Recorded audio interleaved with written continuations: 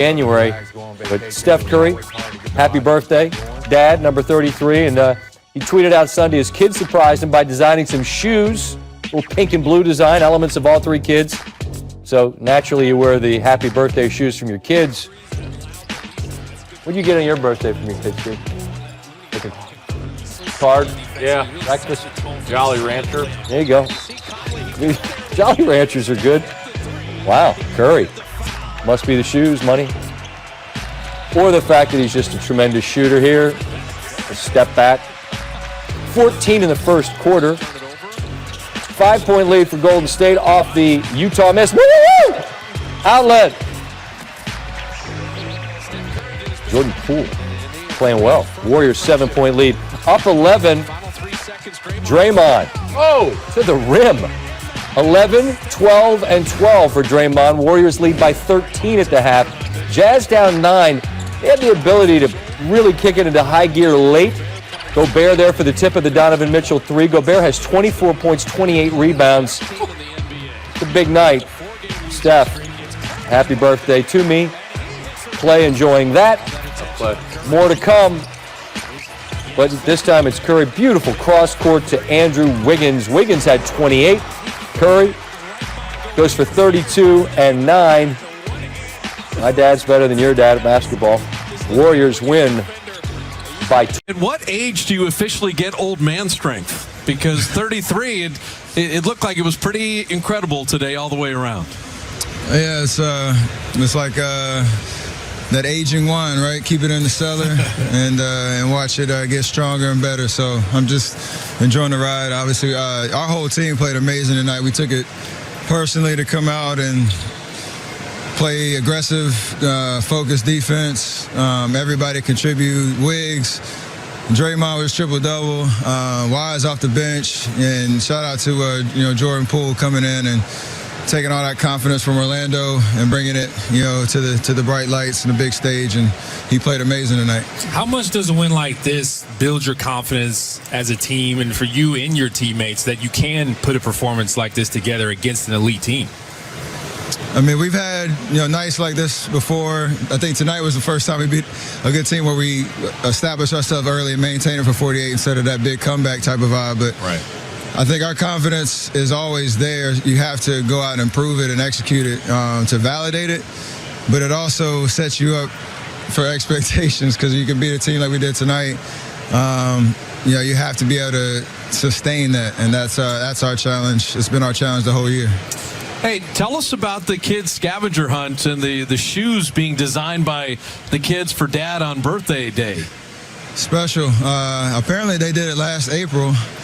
I guess we had some free time with the pandemic, so they went and did a little arts and crafts project, designed the shoes, and 11 months later, I got a little surprise in the house, and it was pretty awesome to have the whole family a part of it. And anytime you get to play on your birthday, and obviously Nico too, his birthday twins. Yeah. It was a good vibe all the way around. The flows are nice. Were you happy that it was an early game just so you could spend the rest of the night with your family and just get the birthday festivities in? I know you've had some stuff done already, like we talked about, but early game, you get the family next. 100%. That's huge. I was even trying to sneak and see if I could see the last couple holes of the Players Championship, too. Right. I don't even know what's going on. Who was up, Lee Westwood or something like that? Yeah, there you go. Hey, Stephen A., you think the Warriors are just going to make the league pay when Clay returns? Without question. Without question. Let me tell you something right now. Once Klay Thompson returns, we're assuming health. We're not debating health. There's nothing to debate about that. If they're not healthy, there's no go. But if Klay Thompson and Steph Curry on the court together and healthy, Warriors going to conference finals, at the very least. Warriors going to win 50 games, at the very least. The Warriors will unquestionably, we talk about the Utah Jazz being the best shooting team in the NBA. That wouldn't be the case if Klay and Steph were on the court. I promise you that much. That wouldn't happen then. You can book it. Let me tell you something right now. And by the way, this kid Wiseman, who's just a rookie, the number 2 overall pick, Zaza Pachulia and Andrew Bogut, he is not. He can actually play. I mean, not to say that they couldn't play at all, but they ain't no James Wiseman. This kid's got a tremendous upside. When I look at the team as presently constructed, if you told me that Klay Thompson comes back. But you still have a Kelly Oubre, and you still have an Andrew Wiggins, and you got a James Wiseman, and you got Pascal, and you got, Draymond Green and these boys. With Steph and Klay healthy? Oh, please. You're going to the conference finals.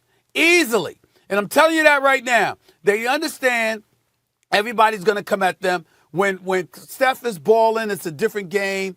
When he's struggling a little bit, as he has over the last 7 or 8 meetings against the Los Angeles Lakers, where they've held him under 20 points, that's a different ball game. But when Klay and Steph are on the court together, this is the greatest shooting backcourt in NBA history. And Steph Curry is the greatest shooter since man was created. That's who he is. And Klay ain't that damn far behind, okay? I'm telling you right now. Klay and Steph get back together healthy, at the very least, conference finals. They're not making the league pay when Klay gets back. That's different, Stephen A. You're starting to move the goalposts about what make the league pay means. Like, are they going to win 50 games? Or are they going to be a tough out? For sure. Might they, if they add the right pieces, win another championship eventually? Sure. But what the Warriors were, what Steph is talking about that stretch where people want payback, they were stomping the league, starting with that 73-win team, because even the year before when they won the title, Cleveland was going to beat them in the finals if Kyrie and Kevin Love were healthy for LeBron. I mean, they went 6 games without them. But that season, too, they were better than everyone else in the Western Conference. And then the following year, they smoked everybody else. And then they added Kevin Durant. And those days ain't coming back. I mean, if they're able to swing a move for a guy like a Durant-level player, or not that many who ever existed, right, to add to this team, okay, fine, those days can come back. But if we're just talking about the roster, more or less as is, and Klay healthy and Steph healthy, Draymond Green is not what he once was quite. I mean, even just shooting, Stephen A., and this predates any issues with KD or Klay in terms of injuries.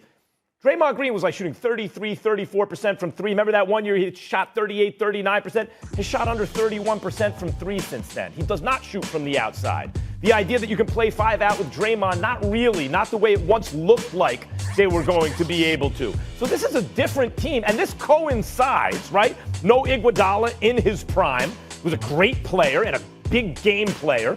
So things have really changed. Obviously, no KD. Even if Klay comes back, he's coming back to a Western Conference that ain't your big brother's Western Conference. The Lakers are a powerhouse with AD. All these other teams have come up in the world. If there's no OKC like there once was, don't forget OKC took them 7 games when the Warriors had won 73 that year. Took them 7 games to Oracle in the Western Conference Finals. But look at all these teams. Denver's coming up. You mentioned Utah's coming up. The Clippers, it is a new day for the Clippers. The Lakers are the defending champs. They're never going to do to the Western Conference what they used to do. They're not making people pay like that anymore. It is a new time, Stephen A.